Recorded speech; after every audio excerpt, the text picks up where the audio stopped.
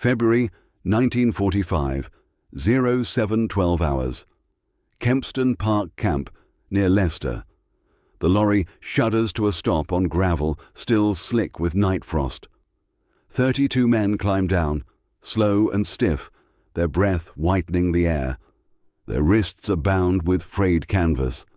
Corporal László Kovács, 29, a carpenter from Szeged, keeps his head low. He expects the dogs first, the snarl, the jerk of a leash, and then the batons. He has been told England is an island of vengeance, a place where captured soldiers vanish behind wire and hunger. Instead, the first sound is a kettle whistling. A British sergeant, coat collar turned up against the cold, sets down a dented kettle and says, almost lazily, "Tea's hot, lads." Watch your step. The sentence lands harder than any blow. Steam curls through the mist. The smell is strong, tannic, unfamiliar. One by one, the prisoners are handed tin cups. No one drinks. They wait for the trick, the kick that proves mercy is bait. But the sergeant just moves down the line, filling cups with the same rhythm he might use at a canteen. László lifts his eyes. The man pouring tea isn't smiling, but he isn't sneering either. Just doing a job. They'd been warned. British captivity meant starvation, beatings, disease. The Geneva Convention is a joke, his lieutenant had said. The English quote it for the cameras, then forget it in the dark. Yet here, in a draft-smelling tent, everything moves with quiet precision. A clerk writes names by hand instead of stamping numbers.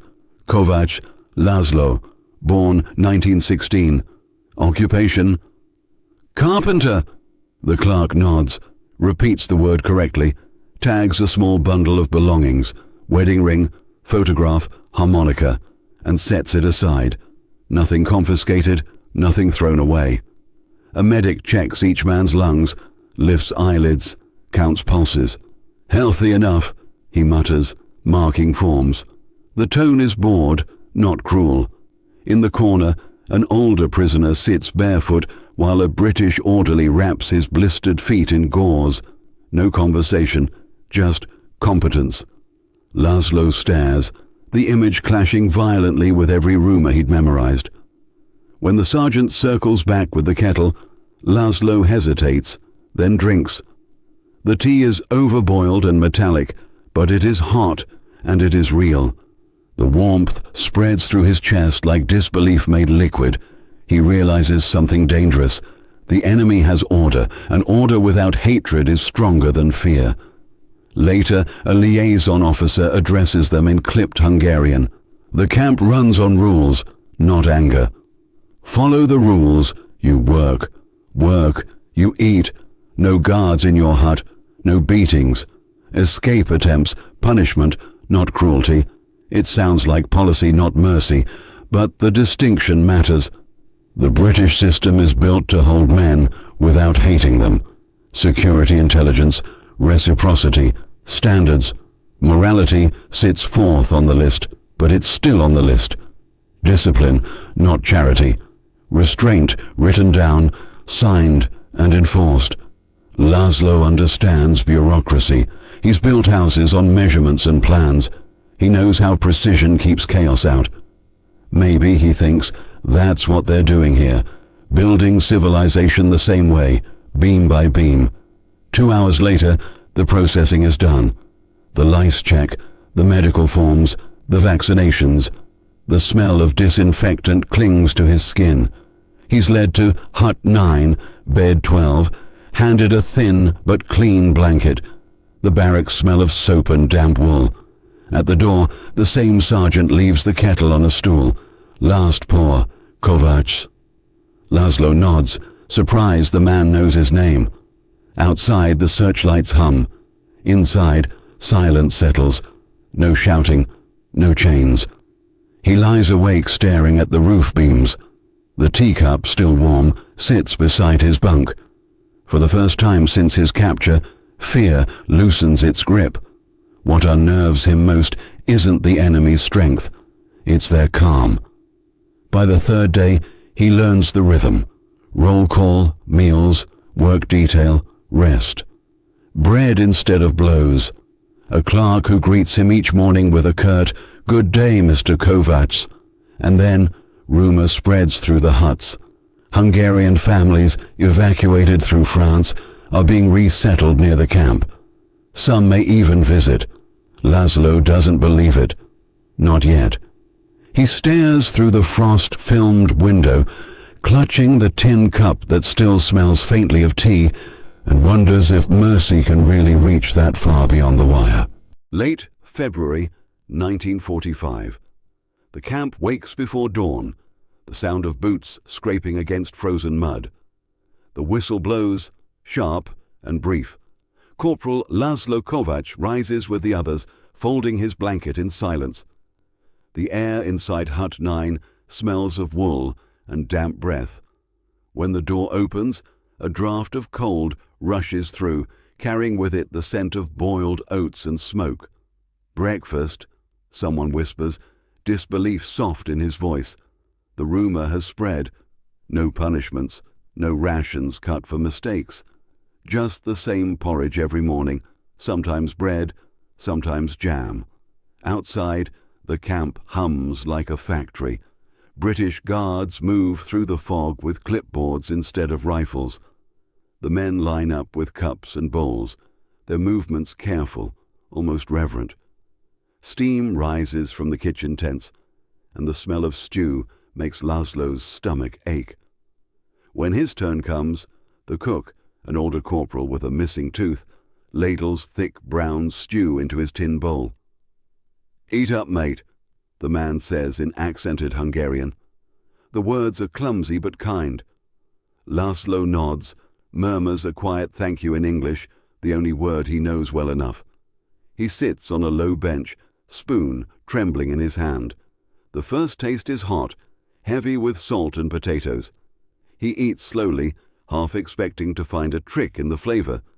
When the bowl is empty, he stares at it for a long time. Around him, others eat in silence, some with tears caught in the corners of their eyes. Hunger had been their only certainty for months. Now, even that certainty has been stolen. After breakfast comes roll call, then inspection. The guards move with quiet efficiency, checking bunks, inspecting lockers. One of them, a tall man with wire-rimmed glasses, stops at László's bunk. He picks up the small photograph lying on the shelf, a picture of Ava and the children taken in 1943. The edges are cracked, the faces faint. When the guard sets it back down, his sleeve catches it, tearing the corner clean off. László flinches, a reflex he cannot stop. The guard notices, frowns, and for a moment László braces for anger. But the man only says, "Sorry," in a tone so ordinary it almost sounds wrong. That night, when László returns from the workshop, the photo is sitting on his blanket inside a new wooden frame, carved rough but sturdy. He does not know the guard's name, but he remembers the apology. It echoes louder than any order. Under his own army, men didn't apologize downward. Here, respect moved both ways, as if the war had been paused just long enough for decency to survive inside the wire. Days turn into a rhythm. Wake, eat, work, rest. At first it feels mechanical, then strangely human. There are no whips, no dogs. The British guards are strict but predictable, and predictability itself becomes a comfort. A Red Cross truck visits once a week, bringing medical officers and letters. The men line up, waiting for names to be called. When László hears his own, he nearly drops his cap. The letter is short, written in hurried pencil strokes. "We are alive. We are near. Ava." He reads it 3 times before it feels real. His wife and children, refugees, are somewhere close. He stares at the signature until the ink smudges under his thumb. The next morning he stands straighter during roll call, as if the words in that letter have given him back some invisible spine. In the evenings he begins to notice small things. The way the guards smoke in silence rather than shout. The way the medical tent lights glow through the fog like a lantern instead of a warning. One night, he hears a British soldier humming softly while counting supplies. The tune is faint but familiar, an old Hungarian folk melody learned by ear, carried across an ocean. It hits László like a nail driven through memory. Eva used to hum the same tune while kneading dough in the kitchen back home. He listens until the sound fades, caught between shame and comfort. On Sundays, they are allowed short walks beyond the barracks fence, under watch, but without fear. The air smells of wet hay and smoke. In the distance, he sees villagers working the fields, their coats buttoned tight against the cold. He wonders what they think when they see him: enemy, worker, ghost. One afternoon, a young British soldier walking beside him says, "My brother's in Italy." Maybe your lot saw him. László doesn't know how to answer. The man shrugs. Doesn't matter. War's almost done anyway. The words hang in the cold air. War's almost done. They sound impossible and beautiful. That evening, dinner is stew again, thicker this time, with chunks of meat and real bread on the side. The men eat slower now, not from suspicion but from gratitude. They pass the salt around, say thank you to the cook, and clean their bowls without being told. It feels like the beginning of something fragile, a trust too small to name, too delicate to admit aloud. A week later, the rumors return, spreading from bunk to bunk. The Red Cross has located families, wives and children, from several Hungarian labor units. Some are nearby, sheltered in makeshift refugee quarters. The officers say visits might be arranged soon. No one dares believe it, but the whispers grow louder each day. Before lights out, László sits by the barracks window, tracing frost with his finger. The camp beyond is quiet, the fences ghosted white with snow. In his pocket, the letter from Eva has folded itself soft from rereading. He presses it to his chest and stares into the dark. The same guard with wire-rimmed glasses passes by and nods, a faint gesture of routine, but to László it feels like recognition. When the lights dim, he lies awake, listening to the wind. The sound moves through the huts like breath, carrying words no one speaks aloud. He thinks of Eva's hands, of Daniel's laugh, of Ilona's small red shoes left by the door. He wonders if they are cold tonight, if the British soldiers who fed him will feed them too. The thought is too strange to hold, yet he does, clutching it like warmth in the dark. The kettle whistles again in the kitchen tent, that same sharp note of order cutting through the quiet. Someone pours tea, someone laughs softly, and for the first time since his capture, László feels the walls around him hold not fear, but safety. March 1945. The frost began to melt into mud, and the ground around Kempston Park turned soft and uneven. The air smelled of wet hay and smoke from the kitchen fires. For weeks, the camp had been steady in its rhythm, work, meals, silence, but now there was a hum beneath it, a strange current of anticipation. Rumors spread faster than the wind that slipped through the wire. The Red Cross was coming, they said. Families had been found. The men didn't speak of it directly, afraid the words might break whatever fragile truth they carried, but eyes glimmered differently that morning. László stood in line at roll call, the letter from Eva folded in his pocket like a relic. The ink had faded from rereading, the paper softened from his hands. We are alive. We are near. He mouthed the words as though they were a prayer. Near. That word had carried him through each dawn and each sleepless night, through the endless repetition of tea, bread, and quiet. By mid-morning, A sound rolled through the camp unlike any they had heard before. The low growl of an engine, the shifting of gravel under heavy tires. A Red Cross truck stopped by the gate, its white body marked with a crimson cross that gleamed against the grey sky. The guards moved briskly, clearing space along the main path. The men watched from behind the wire, holding their breath as figures climbed down from the back of the truck. Women, children, wrapped in heavy coats that were too big, faces pale but alive. Someone whispered, "They brought them here." László's heart began to pound. He searched the small faces until his eyes burned. And then, there, a flash of red cloth, Ava's scarf. She held Ilona's hand, the child's coat hanging almost to her ankles. Beside them, Daniel clutched a bundle of bread, his hair sticking out in all directions. For a moment, László forgot the barbed wire, forgot the guards, forgot the war. He pressed his hand against the fence and whispered her name. Ava looked up. Their eyes met through the haze of distance and disbelief. She didn't wave, didn't cry out, only smiled, a trembling, exhausted smile that carried both apology and forgiveness. Ilona tugged at her mother's sleeve and pointed toward him. The little girl's lips moved, forming a word he couldn't hear. Maybe Papa, maybe just a breath that sounded like hope. The prisoners were called one by one to the family hall, a low wooden building by the medical tents, warmer than the rest of the camp. Inside, British and Red Cross volunteers had laid out tables stacked with parcels, coats, wool gloves, blankets, shoes.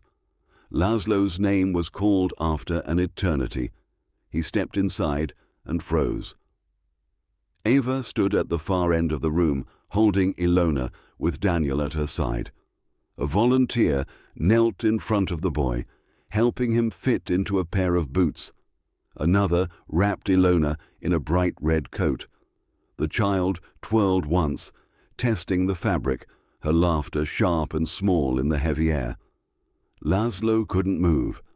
The guards had drawn a rope line across the center of the room, dividing the prisoners from their families, but the sight of his children was enough.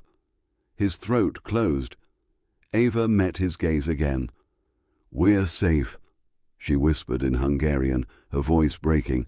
"They brought us food." They found clothes for the children, he tried to answer, but words caught in his chest. A British volunteer, an older woman with lines of worry carved into her face, noticed him and nodded gently. She spoke to Ava in slow, kind English, then turned back to László. "We'll see to them," she said softly. "No child should be cold." He wanted to thank her but didn't have the language. Instead, he bowed slightly. She smiled in understanding. After the visit, the men returned to their huts in silence. No one spoke on the walk back. The world felt tilted, unreal.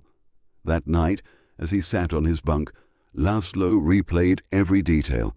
The way Ilona's red coat gleamed in the lamplight, the way Daniel's small hand had clutched the loaf of bread, the way Ava's shoulders had stopped trembling when she saw him alive. He had expected to feel joy, but what filled him instead was something quieter, heavier, a mixture of gratitude and guilt. The enemy had done what his own army never could, kept his family alive. The next morning, a new work order came down. Several Hungarian prisoners were to be sent on a labor detail outside the camp. László's name was on the list. They were taken to a small dairy farm a few miles away, a place half ruined by bomb blasts and neglect. The farmer, a wiry man named Dalton, met them at the gate. "You fix it," he said simply, pointing at the fences and the collapsed barn wall. No shouting, no threats, just work to be done. László felt something stir inside him. The familiar comfort of wood and tools, of nails and measurements. He took a hammer and began repairing what war had broken. By midday, his palms were blistered, but the ache felt honest. When they stopped for lunch, Dalton's wife appeared with a basket of bread and cheese. She handed each man a slice, her eyes lingering on László. "You've got children," she said, not asking but knowing. "Take this for them." She pressed an extra loaf into his hands. He tried to refuse, shaking his head, but she insisted, folding his fingers around the warm crust. "For the little ones," she said, then turned back toward the farmhouse. That night, he sat by the small camp stove, breaking off pieces of the bread slowly, tasting every bite. He imagined Ava doing the same miles away, feeding the children. The taste was plain, but to him it carried the weight of everything the war had tried to erase. Days turned to weeks. The prisoners worked in steady rhythm, repairing barns, hauling hay, fixing fences. Dalton spoke little, but his tone never held contempt. One afternoon, László saw him watching as he planed a wooden beam smooth. The farmer nodded once, a gesture of approval so small it nearly broke him. Each evening, László wrote short notes to Eva on scraps of paper smuggled through the Red Cross. "We are treated fairly. I work on a farm. They gave me bread to send you. Be warm. Hold the children close." When he ran out of words, he would simply draw a small cup and a loaf beside it. It became their code for hope. Spring crept into the air, softening the ground. Birds returned to the hedgerows. The barbed wire no longer looked like a cage, but a reminder of boundaries that could one day be crossed. The fear that had clung to him for months began to fade, replaced by something fragile but alive, a belief that kindness could survive war if enough people decided it should. On the first Sunday of April, a British corporal brought news during evening roll call. "Families will be allowed another visit next week," he said. The men erupted into murmurs, eyes wide with disbelief. László didn't speak. He just smiled faintly, the image of Ilona's red coat glowing in his mind like a lantern in winter. That night he sat by the stove again, the last piece of Dalton's bread in his hand. He didn't eat it. He saved it for the visit. The war had taken everything, his freedom, his pride, his certainty, but for the first time it had given something back too. A small, stubborn proof that humanity could exist even inside barbed wire and uniforms. As he closed his eyes, the kettle in the corner began to whistle. It was the same sound as the first day, the one that had filled him with suspicion. Now it sounded almost like peace. Summer 1945 came quietly, without parades or flags. The war in Europe was finished, but the air still carried the smell of smoke and worry. Around Kempston Park, the fences glimmered dull in the sun, their shadows cutting neat lines across the grass. The prisoners no longer feared those wires. They were habits now, not threats. László woke each morning before the bugle, washed his face in a tin basin, and watched the mist drift from the fields beyond the camp. Freedom had become a shape he could see, but not yet touch. The new work detail took him back to Dalton's farm. The barn was repaired now, the roof shingled tight, the fences standing straight. He worked beside other Hungarians, stacking hay, fixing hinges, mending tools. Dalton treated them like men, not prisoners. "You break it, you fix it," he'd say, and that was the end of it. His wife brought tea at midday, the same enamel kettle they used at home. No guards hovered nearby, only the unspoken rule: do the work, return when the sun drops. It was trust, not confinement, that kept them there. One morning, a young soldier arrived on a bicycle, breathless with the ride. He carried papers from the commandant, orders about new privileges. "No armed escorts for field details," he read aloud, "unless disciplinary reasons require it." The prisoners glanced at each other. For the first time since capture, they would walk unguarded through open fields. Dalton shrugged. "Mind the gate when you come back," he said. The simplicity of it felt impossible. The next day, they walked the 2 miles from camp to the farm alone. The sky was pale blue, the air warm with hay dust and sun. László carried his toolbox on one shoulder, listening to the steady rhythm of footsteps behind him. They passed a small cottage where a child waved from the fence, and one of the men waved back without thinking. No one shouted, no one stopped them. When they reached the fields, Dalton nodded once and handed László the tractor keys. "North field, straight rows," he said. The weight of the metal in László's palm was heavier than it should have been. He started the machine and guided it forward, the plough cutting through soil that had seen too much death and not enough peace.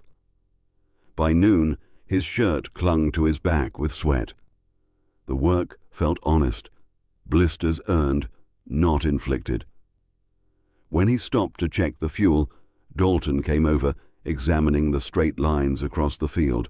"Good," he said simply, and walked away. That one word struck harder than any medal.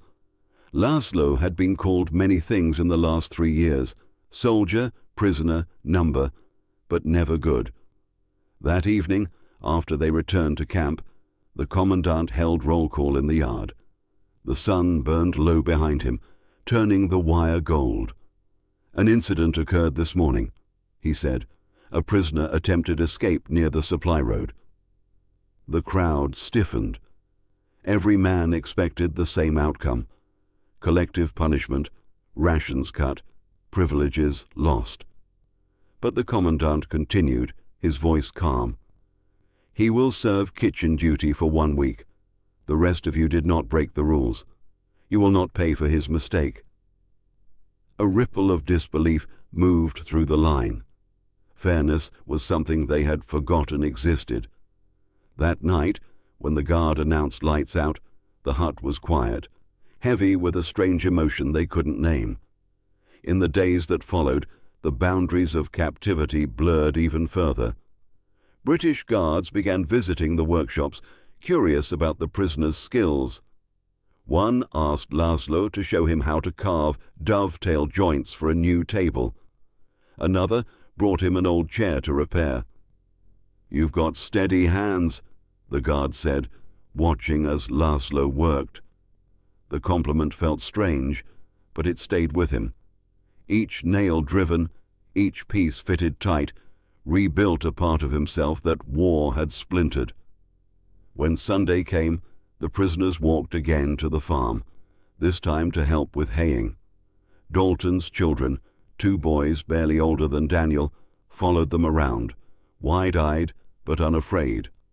During their break, Dalton's wife handed out mugs of milk and pieces of bread spread thick with butter. "Eat," she said. "You've earned it." László took his cup carefully, glancing at the sky. Clouds drifted low and pink in the evening light. He thought of Ava and the children, of Ilona's red coat and Daniel's shy grin, and something deep in him began to settle. Trust had stopped being foreign. It had become the air itself. One afternoon, while repairing the barn doors, a hammer slipped from his hand and struck his thumb. Blood welled instantly. Dalton crossed the yard, took one look, and said, "Wait." He disappeared into the house and returned with a strip of cloth and a small bottle. "Hold still." The disinfectant burned, sharp and clean. "You're lucky," Dalton muttered. "Could have crushed it." László wanted to laugh at the absurdity of it, a British farmer bandaging the hand of a Hungarian prisoner, but the words caught in his throat. "Thank you," he managed in halting English. Dalton just grunted. "Get back to it when it stops bleeding." That night, László sat by the window of Hut 9, his thumb throbbing in its bandage. Outside, the camp glowed soft under the moonlight. He could hear laughter from another hut, the low hum of a harmonica. It was strange, he thought, how easily the human heart could adapt, how even a place built for containment could begin to feel like something close to peace. He looked at his hands, the same hands that once built homes, now repairing another man's farm, and realized he was no longer surviving. He was rebuilding. When the Red Cross came again, bringing news from Europe, the prisoners gathered around the bulletin board. Germany was collapsing. The war was ending. Some men cheered softly, others stared in silence. László's thoughts went immediately to his family. Soon he would see them again. Soon the fences would open. Yet a small part of him feared the moment. Freedom meant choice, and choice meant remembering what it felt like to trust without question. That evening, as the sun dipped below the horizon, he walked alone to the edge of the camp. Beyond the wire, the fields stretched endless and green, dotted with the faint figures of British children playing in the distance. They kicked a ball back and forth, laughter echoing faintly across the wind. For a moment, he could almost see Daniel among them, chasing the ball with bare feet and wild joy. The sound cut through the years of war like a blade through fog. He closed his eyes, breathing in the scent of hay and smoke. The same tea kettle whistled from the cookhouse, that same thin, high note that had once meant captivity. Now it sounded like a promise kept. The war was ending. The wire would fall. And in the quiet heart of England, among strangers who had every right to hate him but chose instead to feed and trust him, László learned what victory truly meant. Not conquering another man, but mastering himself. Sharp winter 1945 crept in softly, wrapping the fields of Leicester in fog and silver frost. Snow clung to the camp roofs and fences, turning even the barbed wire into something gentle. The war had ended months ago, but the prisoners remained, no longer captives, not yet home. They worked on farms and roads, helped rebuild barns, and lived among the people who had once been called their enemies. Life moved slowly, almost tenderly, toward peace. By December, the camp commandant announced a joint Christmas service with a nearby village. Some of the men didn't know what to make of it. Worship side by side with the English? It sounded like a story invented for propaganda. But when the day came, buses carried them out under a pale sky to a small stone church at the edge of town. Bells tolled across the snow-covered fields. Inside, the air smelled of pine and candle wax. The villagers sat shoulder to shoulder with the prisoners, coats steaming in the warmth. The vicar began to read from the Gospel of Luke. His voice was calm, slow, reverent. Beside him stood a Hungarian interpreter who repeated each verse in their language. The words of peace echoed twice, once in English and once in Hungarian, like two halves of the same prayer. When the choir began to sing Silent Night, the prisoners joined in. Their voices were uncertain at first, then stronger, filling the nave with a strange and fragile harmony. For a few minutes there were no uniforms, no wire, no war, just human voices rising into the cold rafters. After the service, long tables were laid with food. The villagers brought bread, boiled potatoes, small cakes, and tea strong enough to stain the tongue. Children passed out parcels wrapped in newspaper, wool gloves, hand-carved toys, bits of chocolate. One girl shyly handed László a small wooden soldier, its face painted with clumsy care. "For your boy," she said. He thanked her softly, his voice rough with emotion. When he slipped the toy into his pocket, it felt heavier than wood. It felt like forgiveness. Back at the camp, snow fell through the night, blanketing the huts in silence. László lay awake, thinking of Eva and the children. The war had scattered them, but the same hands that had once drawn lines of battle were now building bridges of mercy. He thought of the first day, the fear, the bitter tea, the strange decency that had unsettled him. Now that decency was his compass. The British had not starved him. They had fed his children. They had reminded him what it meant to stay human when everything else demanded cruelty.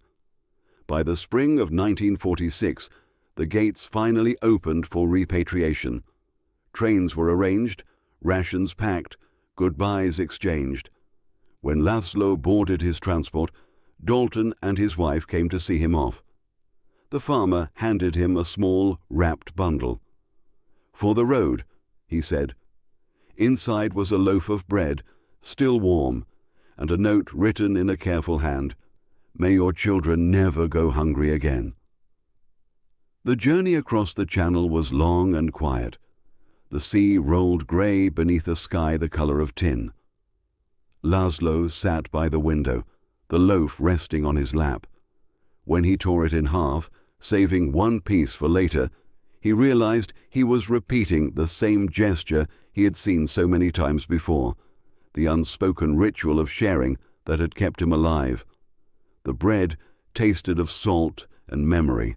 When the train reached Hungary days later, the world was broken but still breathing. Towns were in ruins, fields charred, homes half collapsed. Yet among the rubble, Eva waited, wrapped in the same red scarf. Ilona's coat was worn now, but still bright. Daniel clutched the letter she'd saved, the one with the small drawing of a cup and loaf. When he saw them, László dropped his bag and fell to his knees, arms around his family before words could form. Eva wept against his shoulder. "You came back," she whispered. He smiled through the tears. "So did you." Years passed. Peace took time to settle. Some nights when snow fell outside their small rebuilt home, László would sit by the fire with his grandchildren. They'd ask about the war, about the camps, about the people who had kept him alive. He would tell them of the tea, the bread, and the red coat. He'd say, "We thought they would starve us. Instead, they fed you." "Why?" his granddaughter once asked. He looked into the firelight and answered, "Because they didn't forget who they were, even when war gave them every excuse to." The flames flickered, throwing golden light across his face. He lifted his cup, old enamel, chipped at the rim, and took a slow sip of tea. The same bitter warmth filled his chest, the taste of restraint, of civility, of a victory that left no scars. Civilization, he thought, isn't built by conquest. It's preserved by the refusal to let cruelty define you. The barbed wire was long gone, but the lessons remained, stitched into memory like thread through cloth.